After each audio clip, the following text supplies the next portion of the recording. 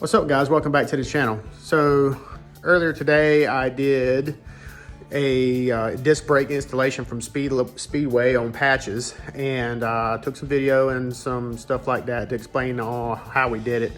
So guys, enjoy the video and like, comment, subscribe. Go to my Facebook and hit me up and get yourself some merch. Later. All right, guys, here is the hub, the rotor. And then here's the front bearing. All right, I've already got the rear bearing installed and the seal installed. So let's talk about the grease. You got to use that red high temp grease. And when you pack this bearing, you want to pack it from the back. And then there's this groove here, and you want to pack grease into that groove until it starts coming out, where you can see it coming out through here. That way you know you got grease all the way through the front of the runner.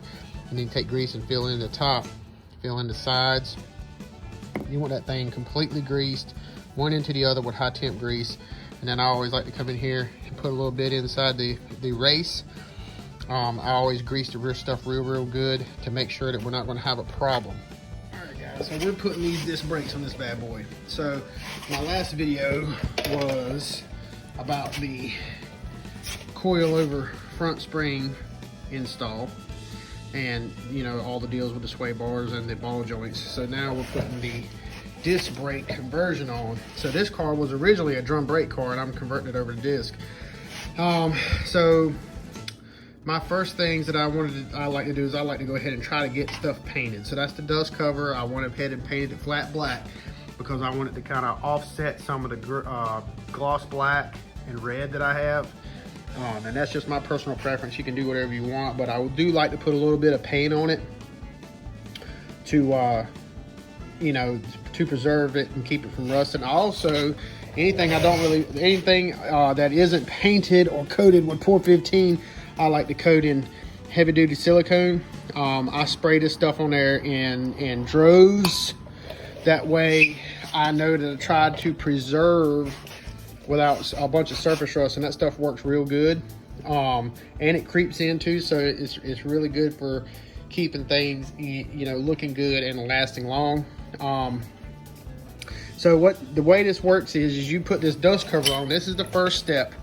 All right, and you've got this big nut on, you got this big bolt on the top. All right, and these have specific torques, but this is what Speedway said to do. So you've got these two bolts that go through here. It goes through the dust cover, goes through this this steering arm that ties to the tie rod, and then you lock that bad boy down. And then when you lock that down, that gives you the chance to start putting on your rotor, and you got to put your bracket on, your rotor, then your caliper and stuff. But that I'll show you a video of me, and I'll show you a time lapse of me installing that stuff. Now when it comes to the spindles, guys, I see some people, man, when they put these spindles on, especially a brand new spindle, they kind of leave this stuff exposed. Now the only time that this has been exposed is now. I've had a cover on the end to protect the threads, and I've had a cover over the taper to protect the taper, because you don't want to guard these threads up, because they are a monster to try to get started, and they're a funky cut thread, so you'd better have a special die to cut that with. Also, this taper is what sets the bearings. So when you put your bearings on here from your hub assembly goes onto here, and then your bearings are what sets on this taper. This taper what keeps that stuff locked in place. So you want to make sure not to damage any of this stuff. Okay, guys? All right.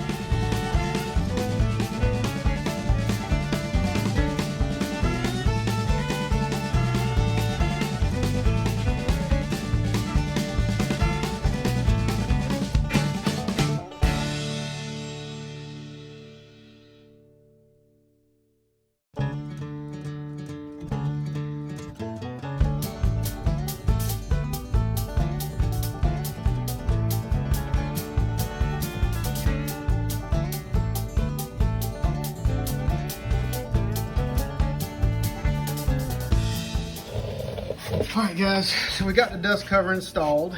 We got the bolts put in here, and we've got the caliper bracket mounted. Now, I'm going to tell you a little bit about this thing. It doesn't look, this dust cover you want to mount on the outside, because these tabs have to lock over top of this nut. Now we torqued this nut at 75 foot-pounds. It calls for like 73 to 110.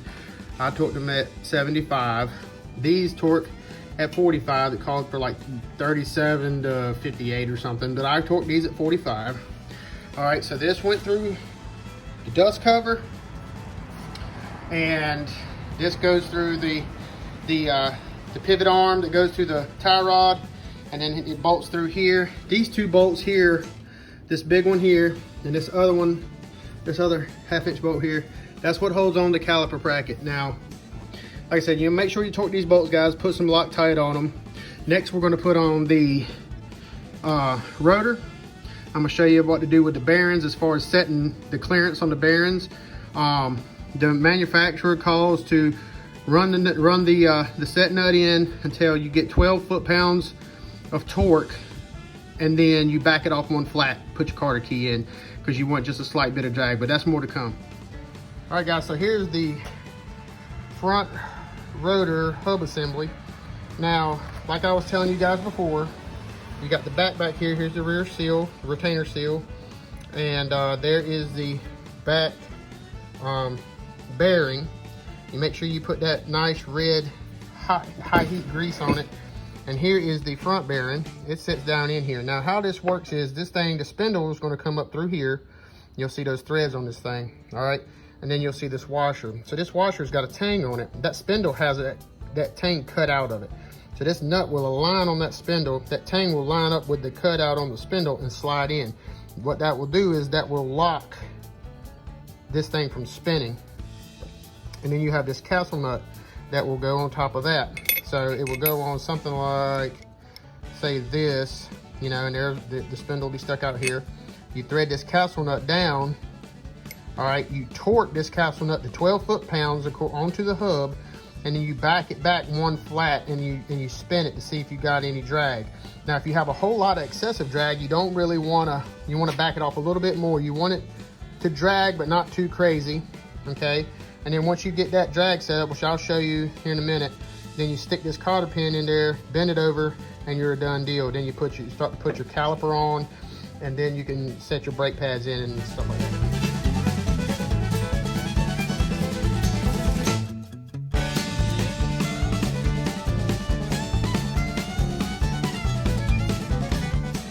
All right, guys, so we got the rotor in place.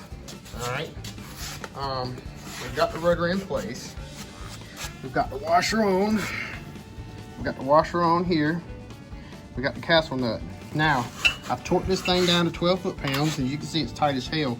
So what we want to do is we want to back this thing down, back this thing off one flat. So we'll back it off one flat. All right, that thing's still way too tight. So, or half a flat, excuse me, and then we'll do another one. See, now you're starting to get some drag. All right, so you want a little bit of drag, guys.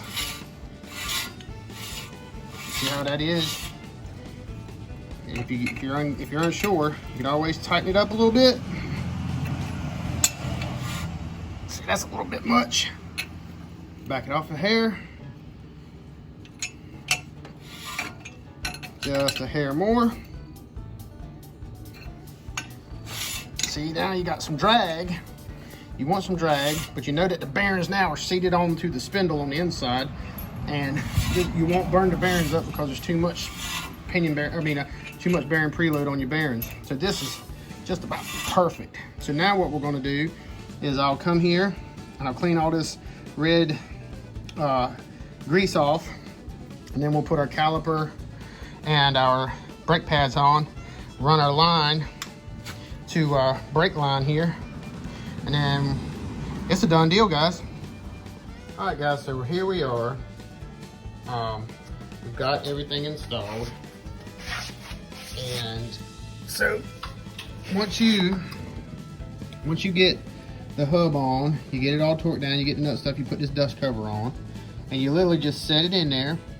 Take a little hammer and just kind of tap around the perimeter, and it'll sit down inside of here, okay? And then you got your caliper, you set your brake pads in there. Now on these particular ones, you got to make sure that the tang on the cylinder side brake pad, the back, is the tang is sitting up here. It'll be open, and then you'll have one that has a hole in it like this.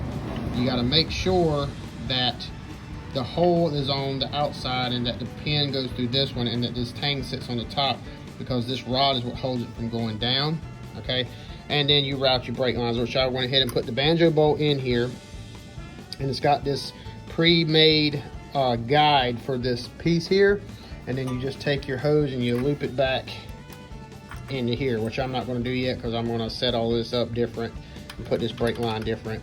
I'm going to route it a little bit better, but so that's basically the installation, guys. It's pretty self-explanatory. And just to recap, so you've got your spindle, okay, and then you got your bearings. Remember to set your bearing. When you're setting your bearing preload, it's 12 thousandths, and then back it off until you can get a little bit of drag on it. Another thing is, guys, is when you're putting in these alignment bolts for the caliper, you almost have to turn the tire, because it will hit the A arm up here and you won't be able to get it straight shot in, because these bolts are really long. So you have to turn the tire to put these bolts in. So make sure you do that, guys. It's just like any other brake job after that, man. You just put your caliper on, put your new brake pads in. Tip on the brake pads though, guys, do not buy the mixed metal brake pads. They squeal like a bitch. So I've always just bought the ceramic pads, 100% ceramic. Spend a little bit extra money. You won't have to hear a bunch of crazy noises and make a bunch of dust and stuff. The ceramic pads are always better. And these calipers, they always have a nice setup for, I mean, they have bosses in here for some of this stuff to line up. So anyway, guys, that's all there is to it.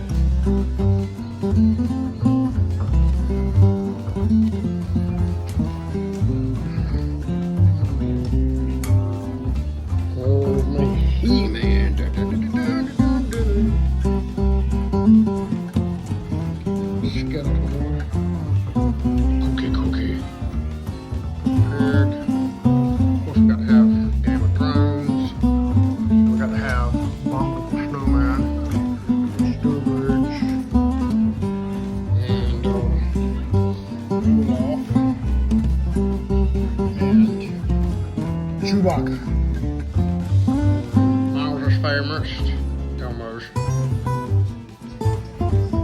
gonna have some paw patrol. And oh man, Hermie. Yeah, we need to.